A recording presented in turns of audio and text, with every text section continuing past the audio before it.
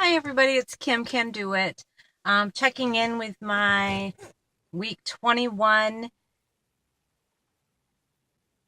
post vertical sleeve gastrectomy video. It's been a while. I don't know when my last one was. I think at least 5 weeks ago. I'm doing really good.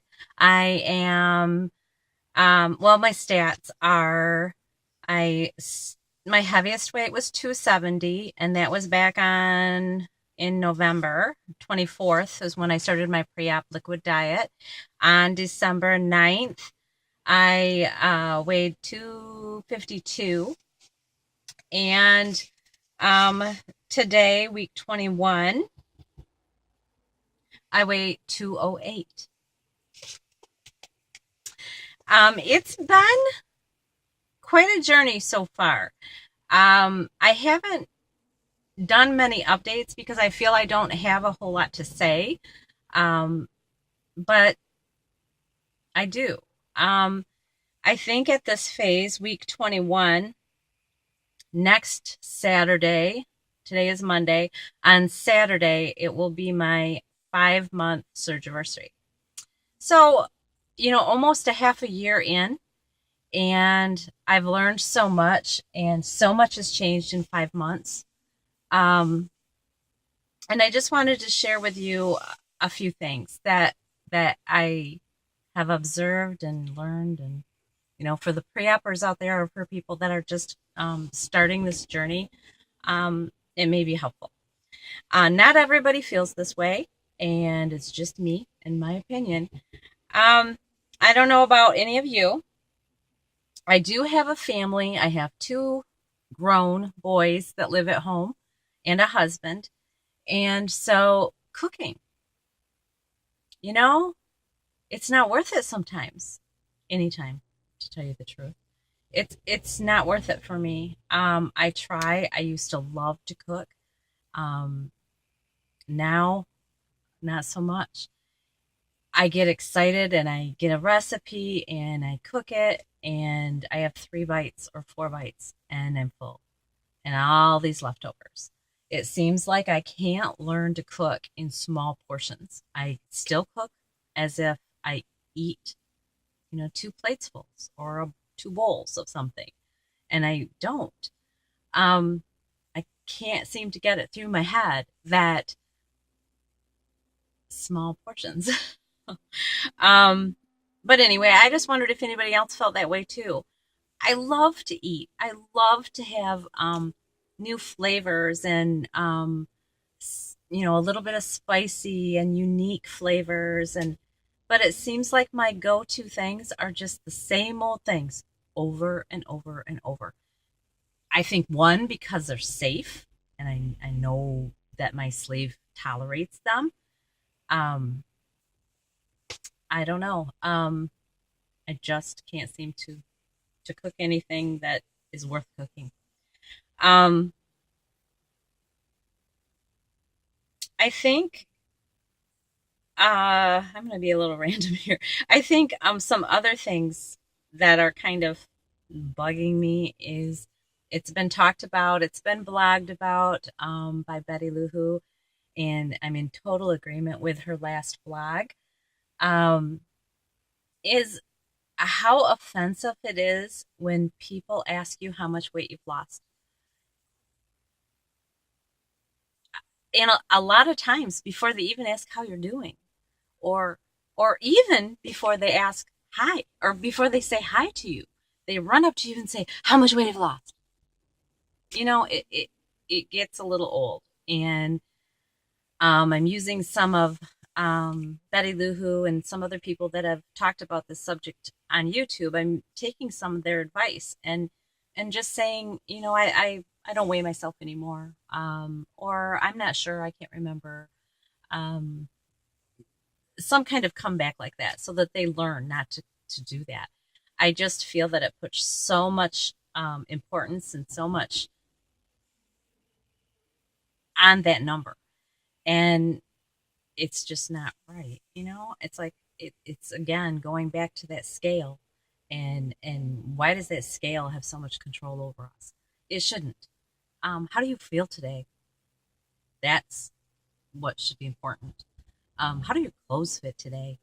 What choices are you making today that you wouldn't have made before surgery or before your pre-op or wherever you're at in this journey? Those are the important things. How's your quality of life?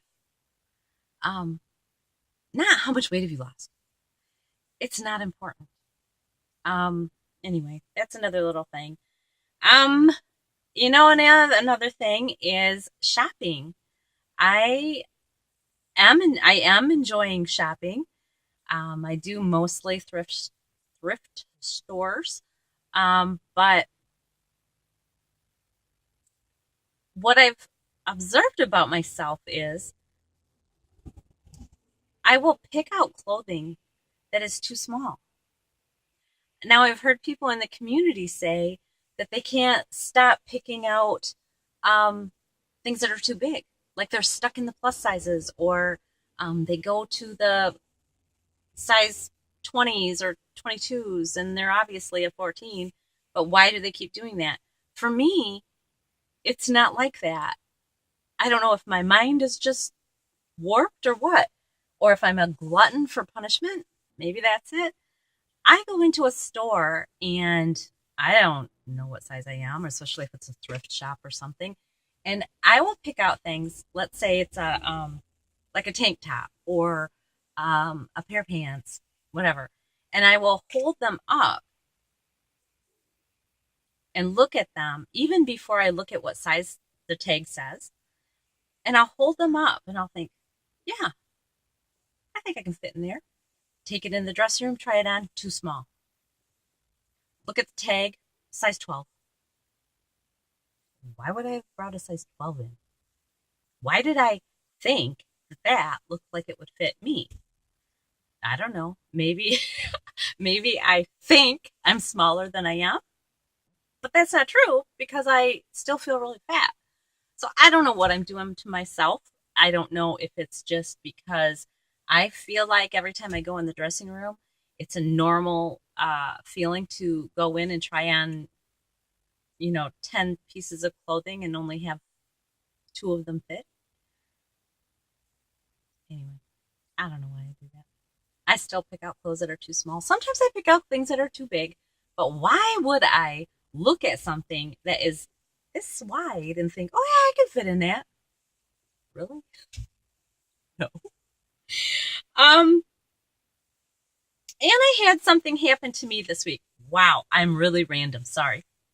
I had something happen to me this week. Um, I have a girlfriend who is one of these friends that I know that she would always be there for me if I needed her, but I haven't seen her since surgery.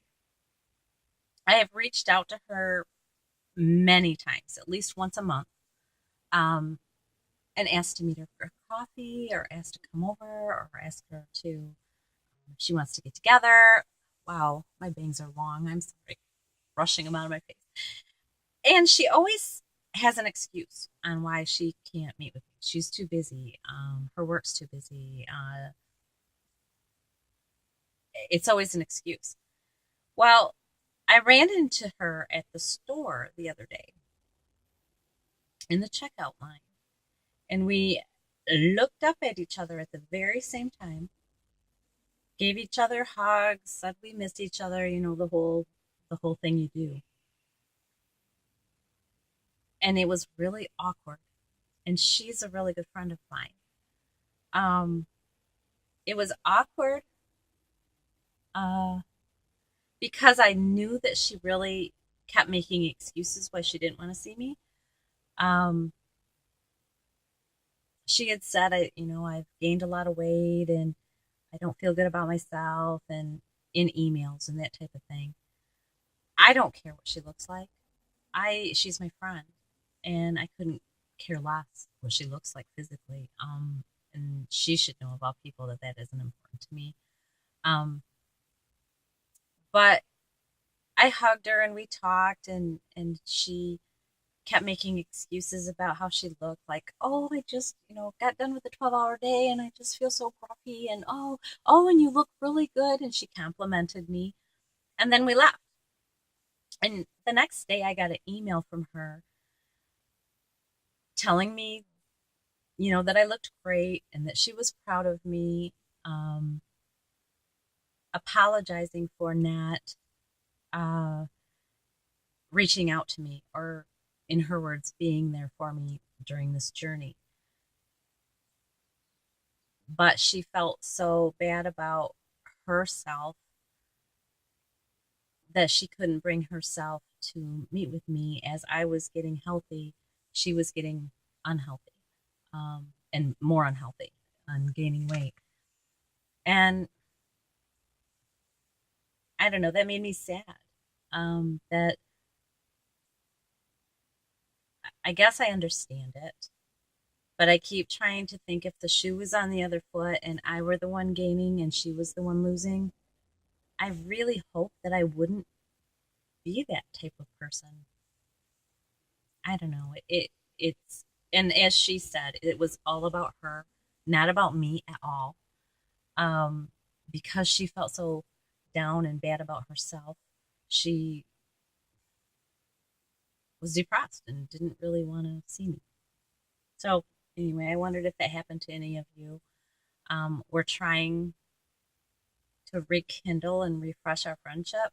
So I hope that my email back to her was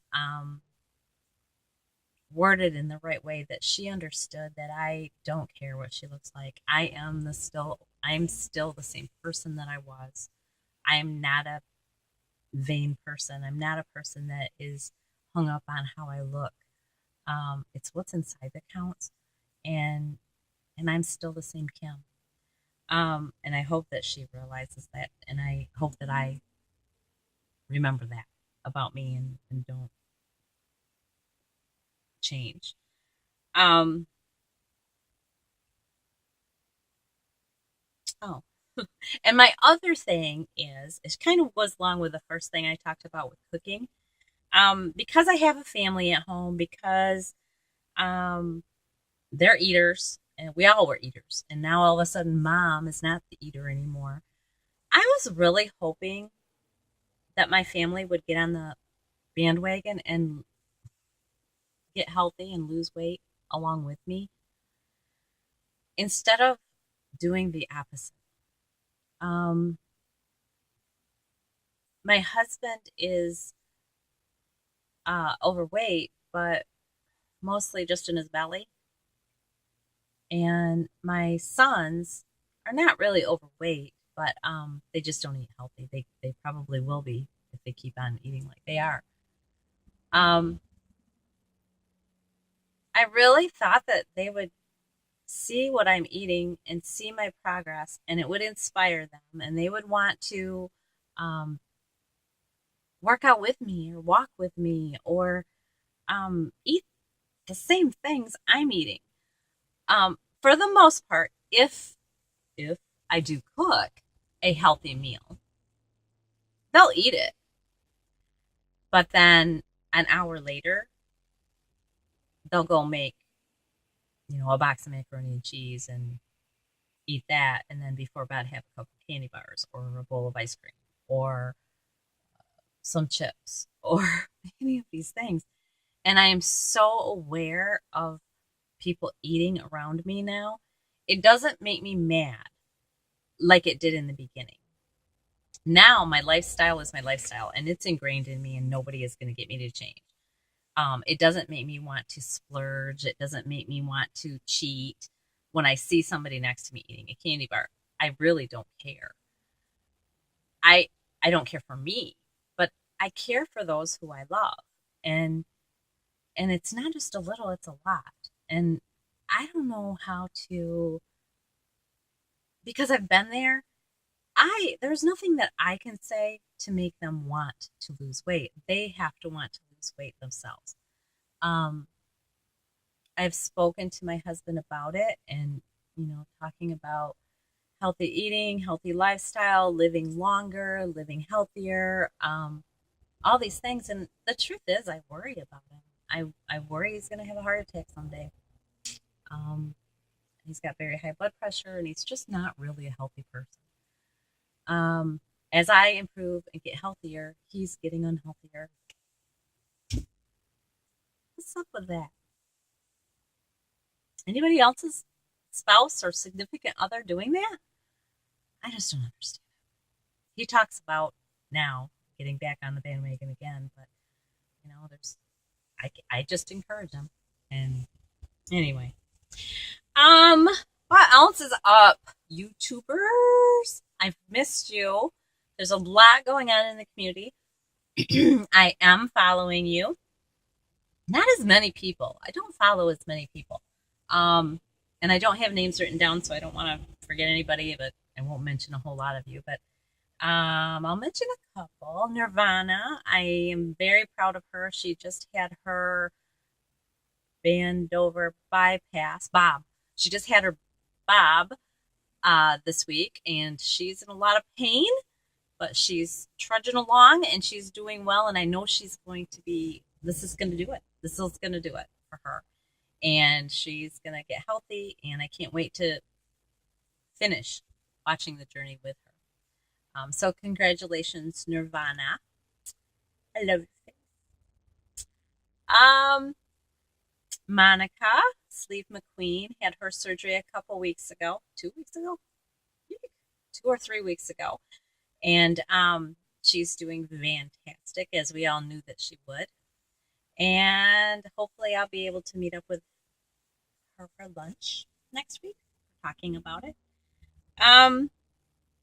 And then stay tuned, because this summer, July, I didn't write it down, July 16th, 17th, I'm probably wrong on that, but in the middle of July on a Sunday, Jennifer Bleacher, Monica,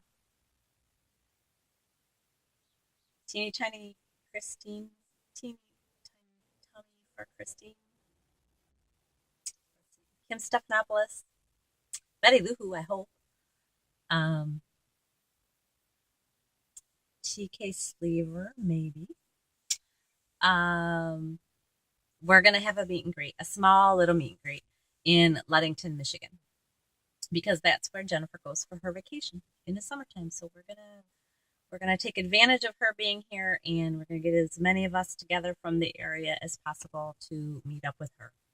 So we are really looking forward to that. If anybody wants to take a vacation, you're not from the area, but have been thinking about coming to Michigan or the shorelines of Lake Michigan, and you don't know when, or you're just in the planning stages of it, get a hold of me. I would love to help you. I know quite a few people that rent cottages on the lake, from Saugatuck, Michigan, all the way up to Traverse City, Michigan. So give me a shout out, and I would love to help you. And who knows, if it could be timed right about the same time as when Jennifer's here, we could meet with you. So I would love that. Anyway, you guys, this is just short and sweet. Things I've been thinking about, kind of random. I will hope to get back to you sooner rather than later. But I've missed you, and it's good to be back.